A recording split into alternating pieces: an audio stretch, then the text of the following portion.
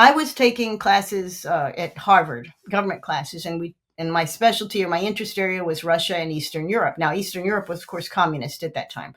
And one of our teachers, one of our professors had a little project, and he said, okay, you're going to write a paper, and you're going to predict which of the satellite states of the Soviet Union in Eastern Europe, which of these will become free first, have their own elections, do all that. And of course, we know it was Poland, right? We know it was Poland. But my summary at that time, based on what I thought, had them exactly backwards. I said, no, Romania will be first. Romania was last, okay? And every one of my ordered, because my assumption was that the worst situations, where people were most abused by their state, most controlled, most impoverished, most silenced by their state, that these people would have this powerful urge. Uprising. Yes. But that's not how it works. It's where the most freedom is, where people can speak freely, where people can talk to other people and draw new conclusions.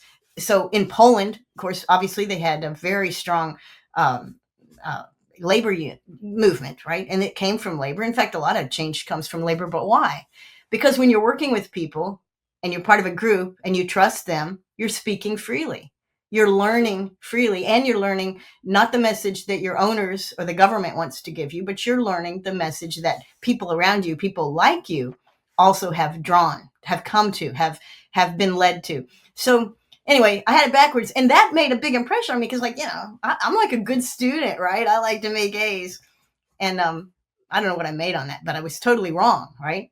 That's an interesting. Yeah. Okay, so here in Canada, going through COVID,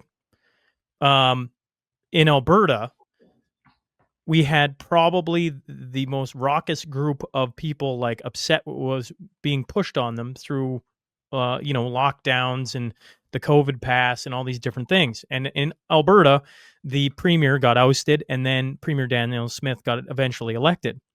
And, so sitting in Alberta, we go, well, that should happen all across Canada, right?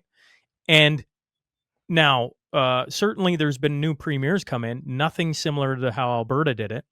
But Quebec was a place that had a curfew and might argue had the strictest of strict lockdowns. Mm-hmm. And they reelected their leader.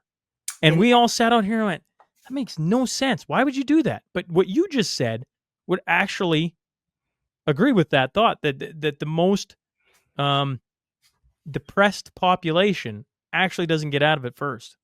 Mm-hmm. Yeah, it doesn't because we have to imagine it first. And if we're not talking about it, and if we lock down, if we're living in 1984 and certain words can't be said, and certain ideas are not allowed to be thought, then you can't get out of your, you got to visualize the future. And of course, Ron Paul is huge with this, but he always talks about how ideas are bulletproof.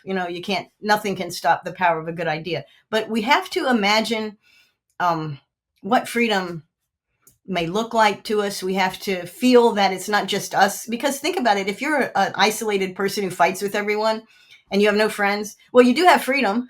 You have a kind of freedom, right? but you're alone in your freedom. And so what we need communities that have freedom to confirm what we think is right. Hey, folks, thanks so much for checking out the clip from the Sean Newman podcast. If you've enjoyed this part of the conversation, you can find the full conversation right here on YouTube.